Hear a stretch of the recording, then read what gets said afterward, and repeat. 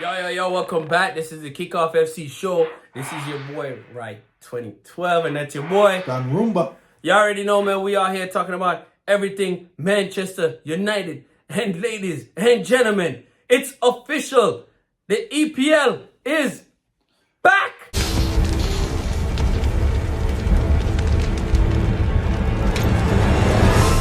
I'm back. And in full action. And guess who is kicking off this season with the first game of the season? United versus Fulham. That is what we're talking about today on the Kickoff FC show. But before we dive in, my man Don Roomba got something for y'all. It's the season of United winning the Prem, according to this guy. So, because we're going to win the Prem, according to this guy, make sure y'all hit the like button, smash that subscribe, hit that notification bell, so we can yo him in the comments. You see what I said? So make sure you just subscribe up and like up the video, them brethren and sisters. Yes, it. Back to you. Yo, I don't even know how to respond back from that. Anyway, Manchester United, English Premier League, season debut, Manchester versus Fulham. All right? Mm-hmm. Listen. I don't even know where to start this off, right? But we got a couple of things to talk about, right? As a matter of fact, I want to start off talking about the team first because we don't even know who's going to be in the team lineup. Yeah. Because the Community Shield didn't really tell you who's fit and who's going to be available for this match. And we're not going to find out until Thursday when the interviews come from Ten Hag and the rest of the coaching staff as to who might be available. But what I do know is that Manchester United has to put a strong squad out there. Yeah. Because Ten Hag came on and he said he's not going to risk anybody for the Community Shield because obviously I'm sure he's well aware that if he loses this first match at home, think about it. This is the first match of the 2024-25 season. First match under the bright lights. At home at Old Trafford. New signings and everything. And you lose. Yeah, no chance you can do that because Fulham, in the head-to-head, Fulham beat us the last game in February 2-1. See? You took off majority of your starters in the Community Shield, preserving them, of course, for this opening game and going forward. So, ain't no way. The team, like you said, we don't necessarily know the starting lineup, but I'm guaranteeing, I'm sure that De Ligt should start with Hernandez in the back. Maino, Bruno. I don't even know if Casemiro should start in it, to be honest with you. He didn't do bad in the Community Shield. So he didn't do bad, but he didn't do great either. You know what I'm saying? He gonna start. Casemiro. And then I don't know if Xerxes ready. Because it seems like he's been put on a blanket, a fucking recovery cloak, or a safety cloak, or whatever you want to call it. Because we don't see him from preseason for he gets signed. I didn't even see him juggle a ball on the sideline or nothing. But to be fair, he is at the facility. He's training. He's been training. And I think he was on the bench for the Community Shield. We just didn't use him. Okay. So here's my prediction in regards to it. I'm going to try to predict the lineup because if I'm Ten Hag, right? Yeah. And I understand you say you don't want to take any risks. But this is our season debut. I'm putting y'all out there. You understand? I know that De Ligt and Mazuri and those guys are just coming in, right? Yeah. So I fully expect, I don't expect them to start Mazuri or De Ligt, even though I'd like to, but I find it hard to see Ten Hag just throwing them in the fire. Me and Dan Rumba say, yo, throw them in. Because we're not on the left back. But I don't think that's going to happen. So what I think is going to happen is they're going to start Luke Shaw because it's not like Luke Shaw is not there. Luke Shaw is available. I mean, if he can play for England, you they can say play he has a knock. So if you're knock, you must can play. We're going to push forward. You have to be there. They're going to start Martinez in the back, obviously. And for some God almighty reason, I just feel it in my heart that no say it's going to be Johnny Evans. It's going to be John Evans. I don't know why you're bringing that stress on me, but it's going to be John Evans. I don't know how. I don't know how, but it's going to be John Evans. and then Dalot is obviously going to play out on the next wing. So it's going to be that. That's going to be it. I do think it's going to be Casemiro Meno in the middle of the pitch. Bruno is going to be at his regular 10 spot. Rashford out left. I think Ahmad is going to get the nod for the start on the right. Which I appreciate. And I would appreciate. Ten Hag is going to go ahead and start Xerxes. If it's not Xerxes, it's going to be Sancho. But I really feel like at this point in time, Sancho is better off coming off the bench. So I think it's going to be Xerxes up top. They feel that team. I think we can do something between Meno, Bruno, Rashford, Xerxes. One of y'all must can get a job done. For bring home the win for us. I don't want a draw. I fully expect a win. You have to set the tone right now at the beginning of the season. You have to set the tone right now. We need a bug up. 3 points. I'm not going to go that far and say we need 3 points. We need Onana to touch the ball less than 5 times on foot. Why does Onana always have the ball? You know, I mean, waste time, like 15 minutes out the game. The man have the ball and look around for a pass. And nobody making a run. Like, can't we had this. We said Onana to make the pass. Somebody make the run over the top.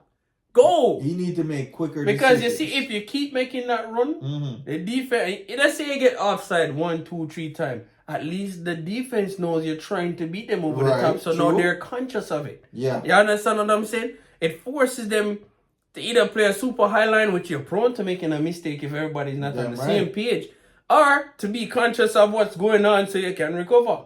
You understand? So that's what I'm saying. Like, let's see what. We shouldn't even care what Fulham is going to do. Yes, they made some signings in the offseason. Right. Them signed Smith Rowe, but Smith Rowe is coming off an injury plague season. Still a quality footballer. Yeah. And they signed a couple other decent players. But again, Fulham is coming to Old Trafford under the bright lights. Exactly. The only game on a Friday night. You're telling me with all this pressure, United need to get this done. Ain't no more excuses. We spent over $200 million since Ten Hag has been here. Wow. Get it done. I don't want to hear any more excuses, man. Your 2 trophies that you won, great. It's in the past. Yes. We're in a new season now. And the last I checked, you still haven't won the EPL yet. And the quality of ball on the field has been atrocious for 2 seasons. Even though you've won trophies, the flair and the quality of ball that's been playing on the pitch has been either we only get 45 minutes or the entire game you're scratching your head. It's like, yo, this is United? How the hell? What? We can't even get a Fergie time goal. We can't run nobody off the pitch. The ball game just has been lethargic, to say the least. Can't tell 10 on that. With all these new signings, I'm praying that we get some quality ball game on the field, you know. You see, signings should equal better play, right? We should get 90 minutes of hustle and fight and pressing because everybody is a top-notch baller in their respective positions. We don't have no last-minute signings where it's like, yo, this is the only thing we can get, so make we sign a man for stop a gap. We made all the signings early. You see what I said? We made signings early, so we should be able to get the players that we needed to do their job. Keep the main thing the main thing.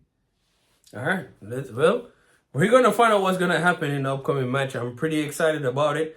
I'm actually excited about the signings that we have. But listen, you're over here. I want to pivot for like the last few segments of this, talk about the recent transfer news around Manchester United, right? Because we got Mazuri, which I think is a quality defensive midfielder, wing back, yeah. Right? And we also got De Ligt, which I'm happy about that because we needed some depth in the squad, right? Great signing. The Here We Go is there. Romano has reported it there at the facility today, Monday night. Getting the medicals done. Everything is agreed. Boom. Hopefully them train well enough to be able to play in the game against Fulham, but I just don't see them starting. I don't know if Ten Hag don't strike me as a risk taker type of guy. He's a very, very conservative person, so, and stubborn too, so he's gonna stick to his old ways. But one of the saddest things are Wan-Bissaka is out, man. Damn. One of my favorites. Wan-Bissaka is a fun favorite. To me, like, the guy is arguably one of the best one-on-one defenders in the league. And Darren Rumba will tell you. Yeah, you can't Look at the game. Look at the match against City. And Doku was on. We talk about it all the time. Doku had a field day with no Aaron Wan-Bissaka there. Yeah, He's easily, killing whoever was easily. playing wing back for Man U is killing them. Easily. Delu get work. Savio. Palestri get work. It doesn't matter who's there. Here, Savio worked them. Yeah. Doku worked them. And God, you know if Grealish is there, he gonna work them too. So that's what I'm saying. I'm like, I get it. I understand it. I do. I understand it because Wan-Bissaka is probably the only defender with value that we can sell. Right. You know, the rest, nobody wants them. But They're like orphans. I just don't want this to come back and bite us because I think having Wan-Bissaka would have given us really good depth Yes. on the squad. But They make it business seem like is business. They make it seem like you can't develop them on the offensive side of the ball game. It's not like he's over 30 where he's over the hill now, make no sense, try add things to his game. Look how many professional players have added aspects of their game in off seasons. Why that couldn't be the development process for Wan-Bissaka this off season? It's not like he played world ball anywhere. So he could have taken the summer to develop an offensive arsenal. You know what I'm saying? I just feel like I don't get it, man. I don't get it, but the business is the business, and I just feel like Wan-Bissaka is gonna be a stud for West Ham this season. He's gonna burn us when he plays us. I just feel like he's gonna be a stud for West Ham this season, but we'll see what happens in regards to that. This wing back, what I'm saying, better be assisting 5 to 10 goals. Oh, he got he got the quality to do that. So I'm not questioning him on the offensive side. The defensive side is, let's see what he can do. I don't expect anybody to be as good as Wan-Bissaka 1v1. No. But just do enough to cause an impediment. That's all I need you to do. Don't give away no free goal on your side. That's all we are begging. That's all we want to see. And I do anticipate more signings to come between now and the end of the window for Manchester United. Because I do feel like the team needs some more depth. But in order for more players to come, I think that some players need to go. But we have nobody of value. I mean, but outside our main players. If we're going to get rid of Wan-Bissaka and give John Evans an extension, that to me, that don't make no sense. But I mean, we never have no defensive backup. So you're telling me I can understand the signing. You can tell me that out of the League One and all the lower divisions, every single thing, all across the world, they probably signed we can't find. I get that, but you could have signed somebody that's promising from. I mean, you could have gave the academy centre back them the position, but they want experience. But hey, and then again, this is not a knock against Johnny Evans by any means, because it's a knock. It's a knock because you missed the penalty for we win the community jail. You stamp the goddamn penalty spot like say look for groundhogs or freaking you plant some seeds. We don't know where you stamp the penalty spot like you know where you do. He was testing the soil. That's clearly what he was doing. And then him scoop. Yeah, him go scoop up some dirt. He might test himself and scoop the ball over the damn bar. The man come like a badger at Who kicks a penalty over the bar? Roberto Baggio. A player, Johnny Evans. Anyway, man, we are excited about the upcoming match in the EPL. This is the kickoff. We're going to review the show. We're going to have lots more this entire season to talk about it. But we're going to get into it. In the meantime, let us know what... Oh, wait. Hold on. Before we close out, score prediction. It's a bug up, man. Look for 3-0. A clean sheet. 3-0. With no defenders. We have Delete, right? You said we win championships with Delete, right? He's not going to be played. He's on the squad or no?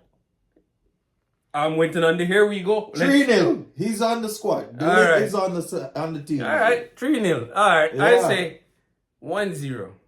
Man United. Clean sheet. Let us know what your thoughts are down in the comments, man. In the meantime, this your boy, Right 2012, and that's your boy, Don Rumba. Thanks for watching, y'all. We out.